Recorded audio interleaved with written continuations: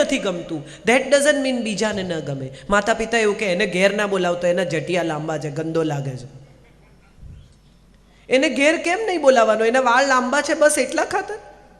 એના પરથી એ છોકરાની બુદ્ધિ, શક્તિ, આવડત, સમજનો નિર્ણય કરીશું આપણે? આ તારી બેનપણી બહુ ટૂંકા કપડાં પહેરે છે, સ્ટ્રેપવાળા શર્ટ પહેરે છે, એ સીધી નથી લાગતી. એ છોકરી કોણ છે, શું છે, શું વાતો કરે છે, એનામાં કેટલી સમજ છે, એવું ઓળખવાનો પ્રયાસ આ પેઢી ઓછો કરે છે. કારણ કે આખી પેઢી જજમેન્ટની પેઢી છે. નક્કી કરી લીધું, જે કહી દીધું એ જ સત્ય. માટે કદાચ આ બે પેઢી વચ્ચેનો સંઘર્ષ, આ બે પેઢી વચ્ચેના સંબંધો તંગ થતા જાય છે. અર્જુન કૃષ્ણને કહે છે કે આ લોકો સાથે હું નહીં લડું. કૃષ્ણ એને સાંભળે છે સંપૂર્ણપણે, ધીરજથી, શાંતિથી. જે કહેવાનું છે તે કહે છે. આમને મારીને રાજ્ય મળે તો મારે શું કરવું? હવે મારે રાજ્ય કરવાનું કોના પર? જે લોકોને બતાવવા માટે મને રાજ્ય મળે છે એ જ લોકો જો મરી જવાના હોય તો હું કોની સામે જીતવાનો છું? આ બધું અર્જુન કહે છે. કૃષ્ણ સાંભળે છે અને પછી કહેવાનું શરૂ કરે છે. સાંભળ પાર્થ, 18 અધ્યાય ગીતાના 700 શ્લોકમાં ક્યાંય હિન્દુ શબ્દનો ઉપયોગ કરવામાં નથી આવ્યો. આપણે એને હિન્દુ ધર્મનું પુસ્તક કહીએ છીએ. આ દુનિયાની ઉત્તમ જેટલી મેનેજમેન્ટની થિયરી છે એ બધી ગીતામાં કહેવામાં આવી છે. આસ્ક થિયરી, સ્વોટ એનાલિસિસ આજે મેનેજમેન્ટમાં ભણાવવામાં આવે છે. તમારી સ્ટ્રેન્થ એટલે તમારી તાકાત શું છે, તમારી વીકનેસ એટલે તમારી નબળાઈ શું છે, તમને શું ઓપોર્ચ્યુનિટી એટલે તક છે, અને તમને શું થ્રેટ એટલે તમારા ઉપર શેના કયું એવું કામ છે કે જે તમે નથી કરી શકતા, તમને શેનો ડર લાગે છે. આ સ્વોટ એનાલિસિસ ગીતામાં ભગવાન કરે છે. અર્જુનને પૂછે છે કે તારી તાકાત શું છે, તારી નબળાઈ શું છે. અને આ બધુંય કહ્યા પછી, સાંખ્ય, કર્મ, ભક્તિ, જ્ઞાન બધી વાત કહી દીધા પછી એક વાક્ય કહે છે, યથેચ્છસી તથા કુરુ. તારે જે કરવું હોય તે કર. આ લિબર્ટી છે, આ સ્વતંત્રતા છે, અને એ આપણી પરંપરા છે. યાજ્ઞવલ્ક્ય ગૌતમ ઋષિને એક તરફ ભણે છે, એમની પાસે એમની સેવા કરે છે, એમના પગમાં છે, અને ગૌતમ ઋષિ ખોટું કરે છે ત્યારે સ્ટુડન્ટ એના ગુરુને કહે છે કે આ તમે ખોટું કરો છો. આ વસુકી ગયેલી ગાયો કોઈને દાનમાં ન અપાય. અને ત્યારે ગૌતમ ઋષિ ચીડાઈ જાય છે. યાજ્ઞવલ્ક્યને કહે છે કે જા મારા આશ્રમમાંથી જતો રહે. જતી વખતે યાજ્ઞવલ્ક્ય ઉલટી કરે છે અને પોતાનું બધું જ્ઞાન ત્યાં ને ત્યાં આશ્રમમાં છોડીને જાય છે. એની સાથે ભણતા બીજા બ્રાહ્મણો, જે લોકો એ ઉલટી જુએ છે જ્ઞાનની, એ તેતર બનીને ખાય છે. અને એ પછી જે ઉપનિષદ રચાયું એ તૈતરીય બ્રાહ્મણ. આપણે આપણા સંતાનોને આપણા વારસાની કથા કહી શકતા નથી. નારદીય ઉપનિષદ શું છે આપણને ખબર નથી. પગે લાગવાનું કેમ એવું આપણા છોકરા જ્યારે આપણને પૂછે ત્યારે આપણે એમને એવું કહી નથી શકતા કે 5 તત્વ, 5 ઇન્દ્રિયો ભેગી થાય અને મન, બુદ્ધિ ને અહંકાર સાથે તમે કોઈને નમો, એને પ્રણામ કહેવાય. તમને જેને માટે આદર હોય એને કરવાનું. પગે લાગ, તારાથી મોટા છે. તો નહીં સાંભળે આ પેઢી. તિલક કેમ કરવાનું એવું ઘણીવાર છોકરાઓ પૂછે કે કેમ કરવાનો ચાંદલો? આજ્ઞા ચક્ર અહીં છે, એના પર પ્રેશર થાય તો કોન્સન્ટ્રેશન વધે. અને આ સાયન્સ છે. આપણા ધર્મની તમામ બાબતો વિજ્ઞાન સાથે જોડાયેલી છે. આપણા મંદિરો એટલા બધા ગંદા છે, આપણા મોટા ભાગના ધર્મ પુરુષો એટલા બધા કરપ્ટ છે કે આપણે નેક્સ્ટ જનરેશનને કશું આપી જ શકતા નથી. ટ્રાફિકની સમસ્યા છે, આપણે એમને એવું કહી શકતા નથી કે આ અમે સુલઝાવીશું. આપણે જે વોટર નવા ઊભા કરી રહ્યા છીએ એ નવા વોટરની પાસે આ દેશમાં કેટલા લોકો વોટિંગ માટે મારી સામે ઉપલબ્ધ છે એને વિશેની પૂરતી માહિતી આપવાની પણ આપણી તૈયારી નથી. કોઈનો પણ વાંક કાઢતા પહેલાં એકવાર માતા પિતાએ પોતાની જાત તરફ, પોતાના તરફ જોવાનો હવે સમય પાકી ગયો છે. કારણ કે આ નવી પેઢીના સંબંધો નવા સંબંધો છે, બ્રાન્ડ ન્યૂ. અને આ બ્રાન્ડ ન્યૂ સંબંધો નવી અપડેટ સાથે, નવી વિગતો સાથે, નવી આવડત સાથે બજારમાં પડ્યા છે. જે માતા પિતા એમ માને છે કે અમને અમારા માતા પિતાએ મોટા કર્યા એવી રીતે અમે મોટા કરીશું, તો એ માતા પિતા ક્યાંક ભૂલ કરી ગયા છે. હવેની પેઢી નવા સવાલો સાથે, નવી સમસ્યા સાથે અને નવી સમજ સાથે આવી છે. અને આ નવી સમજ સાથે આપણે મેળ પાડવાનો છે. કારણ કે નવું કમ્પ્યુટર તમે ઘરમાં લાવો ને તો કમ્પ્યુટર તમારી સાથે એડજસ્ટ ના કરે, તમારે કમ્પ્યુટર સાથે એડજસ્ટ કરવાનું. આપણે બધા જ ક્યાંક કશેક આ નવી પેઢીને જજ કરવામાં ભૂલ કરી ગયા છે અને માટે આપણા સંબંધો ગૂંચવાયા છે. આ બહુ સમજદાર અને બહુ ઇન્ટેલિજન્ટ પેઢી છે. એમને લોજિકલી કન્વિન્સ કરશો તો એના જેવી અદ્ભુત બીજી કોઈ પેઢી નથી. જેટલા લોકોએ વેડનસડે જોયું હશે એ લોકોને ખબર હશે કે એક છોકરો હેકર તરીકે આવે છે શોધવા માટે કે આ ક્યાંથી વાત કરે છે. એ આવીને કમ્પ્યુટર લગાવે છે, કાનમાં ભૂંગળા ભરાવે છે, પોતાનું કામ ચાલુ કરે છે અને પોલીસ કમિશનર કહે છે કે આ શોધશે, આને આવડશે. અને પેલો છોકરો 5 મિનિટમાં એને ખોલીને બતાવે છે કે આ અહીંયા દેખાય છે. કોઈ પણ માણસ કેવો દેખાય છે, કેવા કપડાં પહેરે છે, એના પરથી જો નિર્ણય કરવાનો હોય તો સુદામાને દ્વારિકામાં એન્ટ્રી જ ના મળી હોત.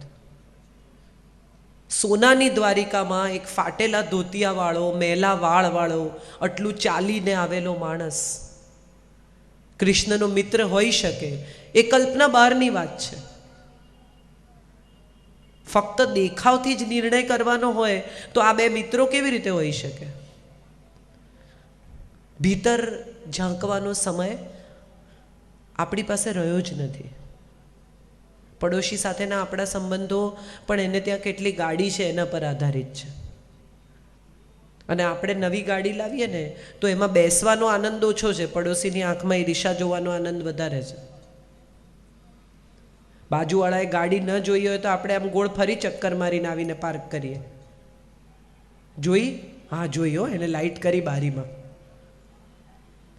આ અપ્રુવલની સોસાયટી. બીજા લોકો નક્કી કરે સત્ય, બીજા લોકો નક્કી કરે સફળતા, બીજા નક્કી કરે નિષ્ફળતા, બીજા કહે એ પ્રમાણે જીવવાનું. કોઈ કહે કે તમે સફળ છો તો તમે સફળ, કોઈ કહે કે તમે નિષ્ફળ છો તો તમે નિષ્ફળ. ક્યાંક ચૂકી ગયા છીએ સ્વયં સાથેનો સંવાદ. અને કદાચ એટલે મને લાગે છે કે આ બે પેઢીના સંબંધો ગૂંચવાઈ ગયા છે. એક છેલ્લી નાનકડી વાત કહીને મારી વાત પૂરી કરું. આ પેઢી સાથે જો સંબંધ બાંધવો હશે, સાંધવો હશે, મજબૂત કરવો હશે તો સૌથી પહેલું તો આપણે માહિતી આપણે મેળવતા શીખવું પડશે. નરેન્દ્ર મોદી આજે લોકો માટે બહુ ફેવરિટ વડાપ્રધાન છે. વિશ્વભરમાં લોકોને લાગે છે કે આવા વડાપ્રધાન આપણે જોયા નથી. કેમ? કારણ કે ગૂગલની ઓફિસમાં દાખલ થયા. એણે નવી ટેકનોલોજી આપી. સેમ પિત્રોડા નામનો એક માણસ આ દેશમાં દાખલ થયો જેણે ઘરમાં સેલફોન આપ્યા. ખેડૂતથી શરૂ કરીને વાળ કાપવાવાળા માણસથી શરૂ કરીને ઘરમાં કામ કરતી બાઈ સુધી બધા પાસે હવે સેલફોન છે. પહેલી વખત જ્યારે પ્રમોદ મહાજન ફોન લઈને ફોટો છપાવીને કહ્યું કે આ સેલફોન બજારમાં આવશે ત્યારે લોકોએ કહેલું કે આ શું કલ્ચર લાવે છે, આ દેશમાં સેલફોન કદી ચાલશે જ નહીં. એ દેશમાં આજે લોકોને સેલફોન વગર નથી ચાલતું અને સેલફોનને ખાલી 15 વર્ષ થયા છે, 14 to be very precise. This is just a 14 years old device which we have started enjoying.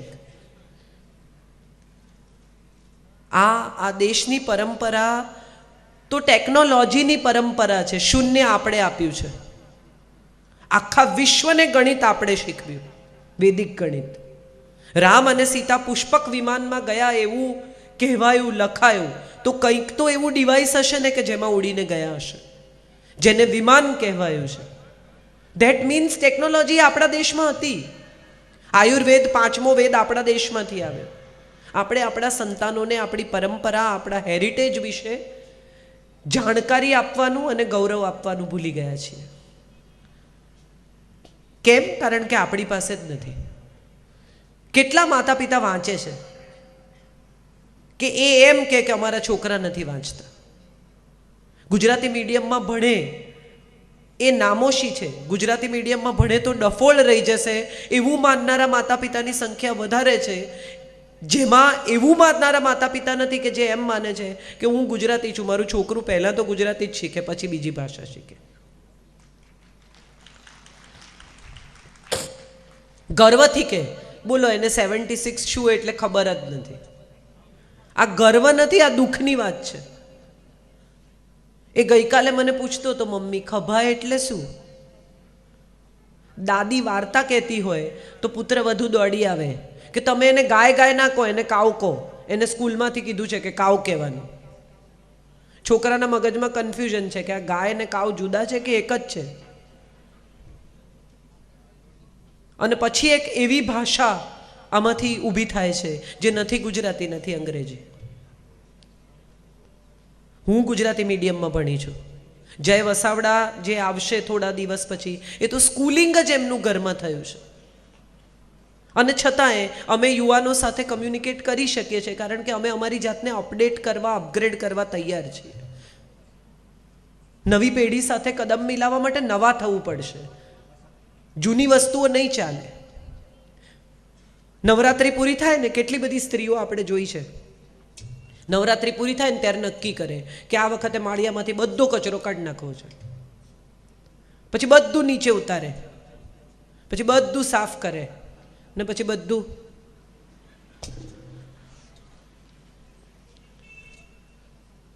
આપણા મનના માળિયામાં પણ બહુ બધી જૂની વસ્તુઓ ભરી છે.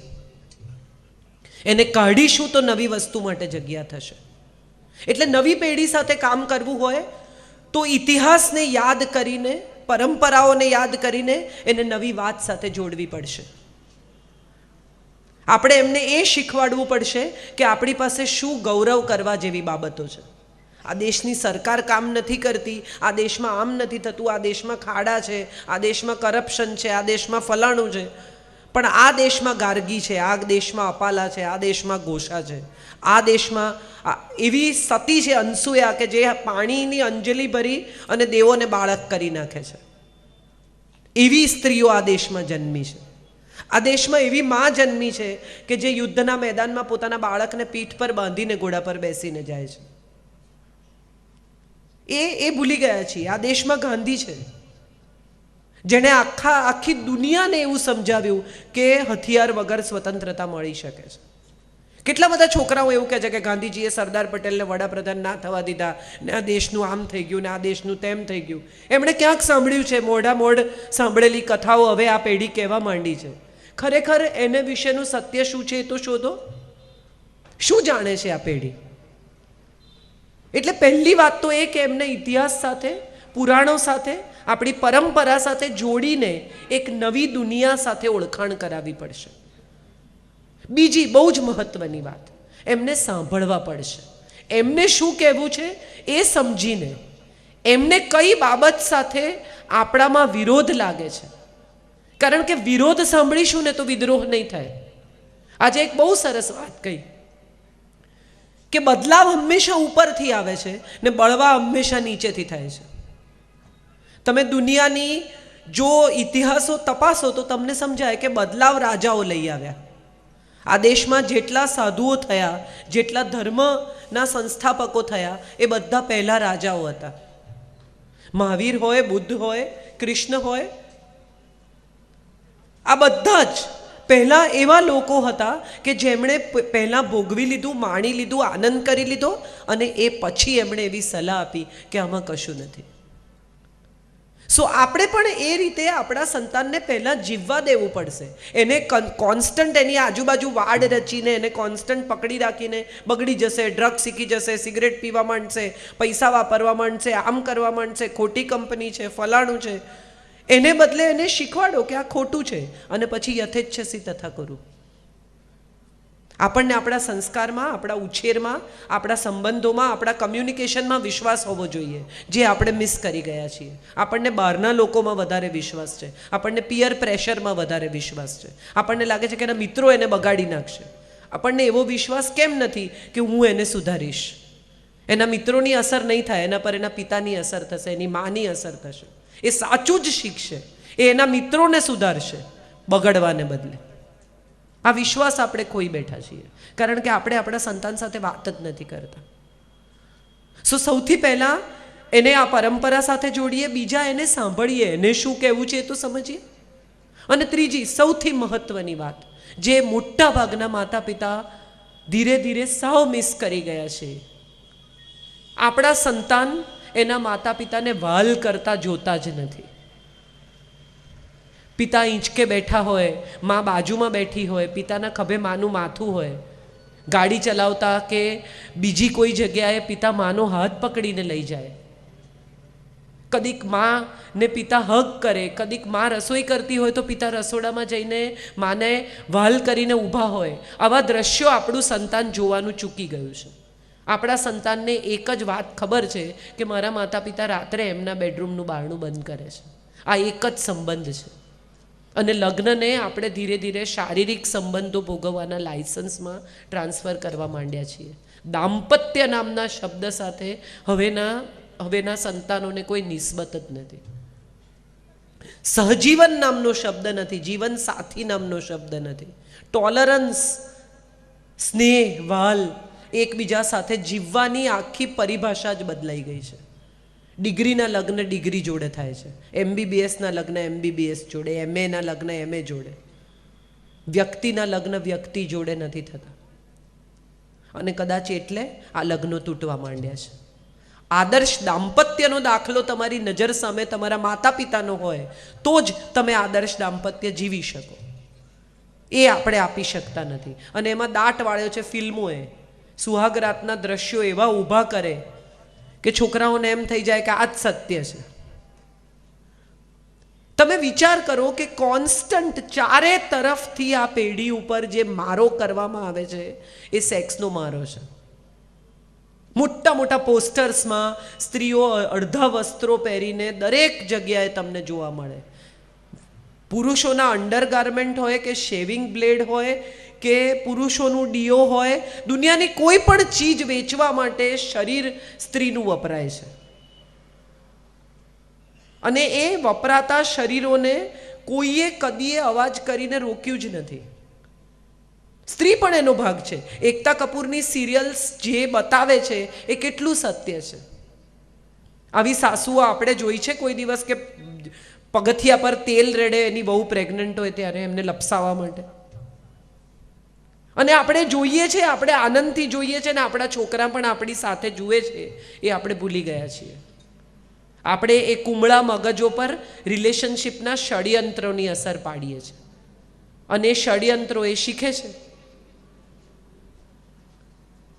એટલે સૌથી ઇમ્પોર્ટન્ટલી આપણા સંતાન સામે જે દાખલો બનવાનું છે, જે આદર્શ બનવાનું છે, જે હીરો. આજે જ અમે ડોડિયા સાહેબને ત્યાં હતા ત્યારે એના મમ્મીએ, એમના વાઈફે કહ્યું કે મારા દીકરા માટે ડોડિયા સાહેબ હીરો છે. એને છે કે એના ડેડ જ હીરો છે. અને ત્યારે મેં કહ્યું, મેં કીધું two think very seriously about it. ઘરમાં હીરો મળે બાળકને, એનાથી વધારે તમે શું પ્રોવાઈડ કરી શકો? એક આદર્શ પોતાના સંતાનને આપો, એનાથી વધારે તમે આપી શું શકો તમારા બાળકને અપરાઇટ જીવવા માટે? હું માનું છું કે આ આપણે પણ આ દાખલો આપવામાં કંઈક મિસ કરી ગયા છીએ. બાળકની સામે ઝઘડતા માતા પિતા, એનાથી વરવું બીજું કોઈ દ્રશ્ય નથી. પિતા માને સન્માન ન કરે, મા પિતાને સન્માન ન કરે. રહેવા દો ને, હવે મને ખબર છે તમને કેટલું આવડે છે. જે બહુ કોમન ડાયલોગ છે. પિતા એમ કે તારામાં અક્કલ નથી, તું છાની રહે, તને નહીં સમજ પડે, તારી મામાં બુદ્ધિ નથી. આ કેટલા સામાન્ય ડાયલોગ્સ છે. અને બંને એકબીજાને રિસ્પેક્ટ નથી કરતા, એટલે સંતાન આ જ સાંભળીને મોટું થયું છે. પરસ્પર સન્માન, પરસ્પર સ્નેહ, એ કદાચ આદર્શ દાંપત્ય આપણા સંતાનને દાખલો પૂરો પાડવાની એક બહુ મોટી જરૂરિયાત છે. યુવાનો અને સંબંધો થોડોક ગંભીર વિષય છે, એટલે હું